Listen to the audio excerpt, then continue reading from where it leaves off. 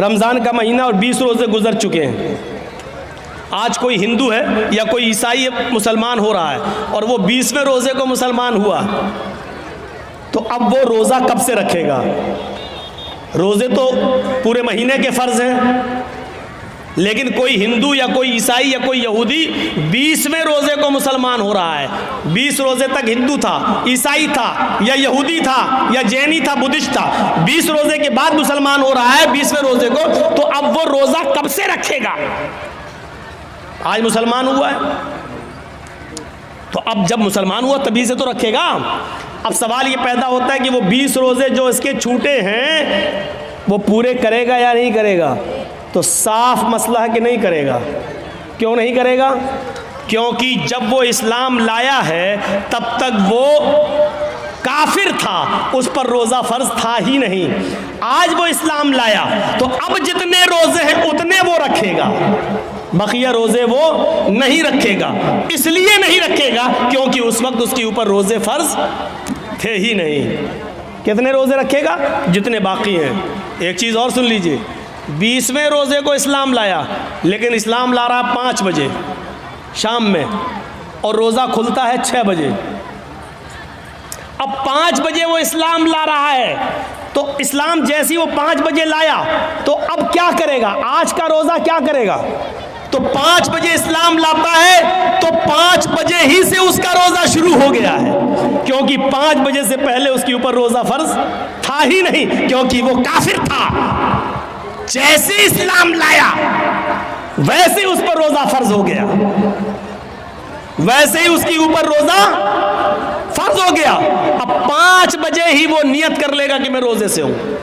इस्लाम ले आया, अशहदु अल्ला इलाहा इल्लल्लाह व अन्ना मुहम्मदर रसूलुल्लाह, इस्लाम लाते ही उसके ऊपर असर की नमाज फ़र्ज हो जाएगी, क्योंकि टाइम अभी बाकी है और इस्लाम ला चुका है, असर का वक्त अभी बाकी है, लिहाजा पहले असर की नमाज पढ़ेगा और यहीं से उसका रोज़ा भी शुरू हो जाएगा, क्योंकि इस्लाम ला चुका है। जब से इस्लाम लाया यहीं से रोज़ा शुरू, और 6 बजे वो रोज़ा सब लोगों के साथ खोल लेगा और उसका ये एक रोज़ा माना जाएगा, ये एक रोज़ा माना जाएगा। ये आसानी भी है इस्लाम, ये आसानी भी है। इस्लाम मुश्किल नहीं है, लोगों ने इसको मुश्किल बना दिया है। क्या वो लोग सहाबा नमाजें नहीं पढ़ते थे? क्या वो रोजे नहीं रखते थे? मुश्किल बना दिया है। फजर में नहीं उठ पा रहे हैं साहब, क्यों? अब रात में 1 बजे जर्जी साहब को टाइम मिलेगा, 3 बजे तक जलसा चलेगा, फिर आदमी यहां से जाएगा, थोड़ी देर कमर सीधी करेगा, फजर में उठेगा? नहीं उठ पाएगा। क्लियर है?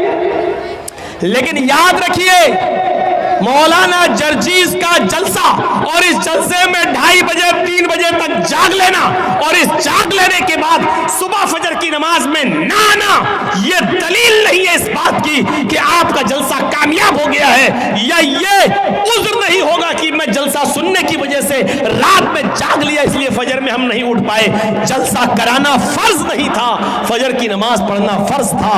आपने एक फर्ज को छोड़ा उस काम के लिए जो आपके ऊपर फर्ज ही नहीं था। मेरे भाइयों, यहां से ये मैसेज लेके उठिएगा, ये पैगाम लेके उठिएगा, ये तसव्वुर लेके उठिएगा।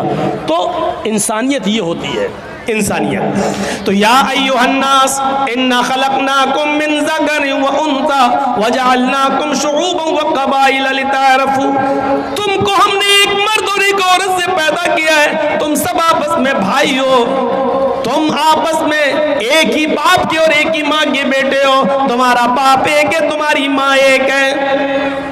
अच्छा, एक चीज और बताइए, गौर से सुनना। हम मुसलमान हैं, ये हिंदू है, हम दोनों का झगड़ा हुआ है। अब कोर्ट में गए तो जज साहब बैठे हैं, अगर मुसलमान है तो उनका दिल चाहता है कि हम मुसलमान की तरफ थोड़ा सा झुकाव कर दें, हिंदू है तो वो चाहता है थोड़ा सा हिंदू की तरफ झुकाव कर दें। ये होता है, ये होता है। कुरान ने इंसानियत, यहां पर इंसानियत को फरोग दिया है, इंसानियत को बढ़ावा दिया है और कहा अगर तुम सच्चे मुसलमान हो तो फैसला करते वक्त न कौम देखोगे, न बिरादरी देखोगे, न जात देखोगे, न मजहब देखोगे। हुक्म वला यजरिमन्नकुम शनआनु कौमिन अला अल्ला तादिलू इदिलू हुवा अक़रबु लित्तक़वा। भाई जिसको जाना हो अभी उठ के चले जाओ यार, क्यों बार बार उठ रहे हो? बहुत डिस्टर्ब होता है हमको सामने। ला यजरिमन्नकुम शनआनु कौमिन, आए मुसलमानों, किसी कौम की दुश्मनी, किसी मजहब की दुश्मनी तुम्हें इस बात पर मजबूर न कर दे कि तुम सच्चा फैसला न कर सको, उनके साथ इंसाफ न कर सको।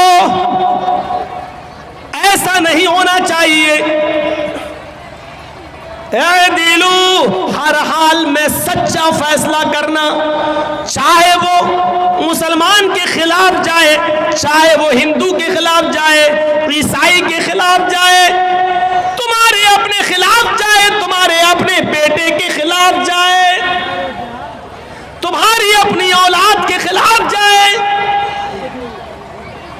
अच्छा, आपके यहाँ मान लीजिए, हमें नहीं मालूम चापी में ये होता है या नहीं होता है, बंगाल के जलसों में बहुत जगह ऐसा देखा गया है कि एक गांव में कोई लड़का उसी गांव की किसी लड़की को लेके भाग गया।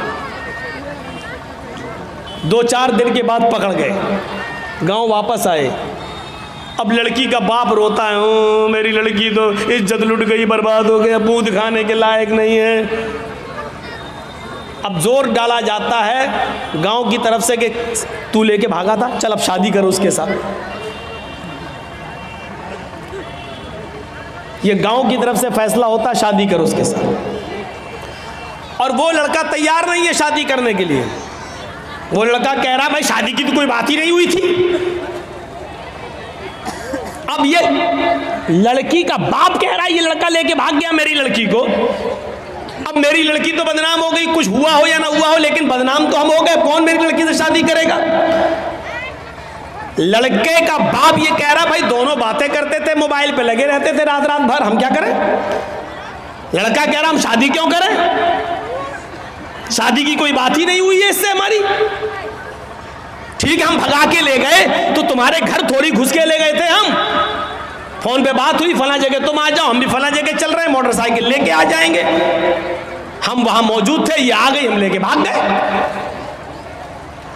अब गांव में जो सरपंच होते हैं, मुखिया लोग, सुनो, अगर यहां पर भी ऐसा होता है तो सुन ले इस गांव का मुखिया और सरदार, कयामत के दिन तुम्हें भी गवाही देना पड़ेगी और अल्लाह के सामने तुम्हें भी जवाब देना पड़ेगा।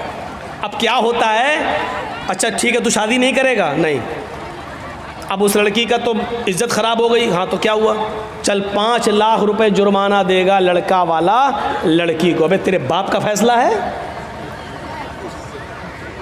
गांव के मुखिया, सरदार या सरपंच या पंचायत में जो लोग बैठकर ये फैसला करते हैं, ये सब रॉन्ग है, कुरान और हदीस के खिलाफ फैसला कर रहे हैं। दुनिया में 5 लाख 4 लाख रुपया दिलवा सकते हो, लेकिन क़यामत के दिन अपने आप को बचा नहीं सकते हो इस फैसले से। सवाल यह पैदा हुआ है कि लड़का भागा तो लड़की भी तो भागी, फिर जुर्माना सिर्फ लड़के पर क्यों आयद हो रहा है?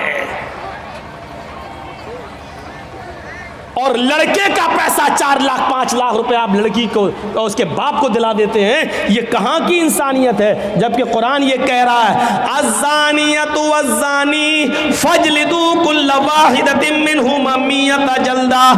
जिना करने की, बदकारी की शुरुआत लड़के की तरफ से पहले नहीं, लड़की की तरफ से पहले होती है। भागने और भगाने की शुरुआत लड़के की तरफ से नहीं, लड़की की तरफ से पहले होती है। ये सुई है, ये धागा है, जर्जी साहब सुई में धागा डाल रहे हैं, लेकिन सुई को हम ऐसे हटा देते हैं, धागा जा ही नहीं सकता है। जब सुई अपनी जगह पर खड़ी है कस से मस नहीं हो रही है तब धागा उस सुई के अंदर चला जाएगा। ये साफ सरी दलील है, अगर लड़की अपने आप को बचाए तो लड़का कभी उसके साथ जिना कर ही नहीं सकता। मौलवी जर्जीस की बात इंडियन कानून के खिलाफ है, लेकिन कुरान और हदीस की रोशनी में है। जिना की शुरुआत अगर लड़की भागने के लिए तैयारी ना हो तो लड़का भगा ही नहीं सकता है। लड़की भागती नहीं। सवाल है साहब, मेरा लड़का, तुम्हारा लड़का मेरी लड़की भगा के ले गया, तू तो 18 साल तक पालता रहा, फिर तू अपनी अलमारी भी नहीं बचा सका। वो पैसा भी लेके भाग गई और सोना भी लेके चली गई, जेवर भी लेके चली गई। जब तू अपनी लड़की पर इतना कंट्रोल नहीं कर सका तो जुर्माना लड़के वालों पर लगाते हैं, और ये फैसला पंचायत करती है, गांव की सरपंच करता है, मुखिया करता है, सरदार करता है ये फैसला जो कुरान और हदीस के खिलाफ है।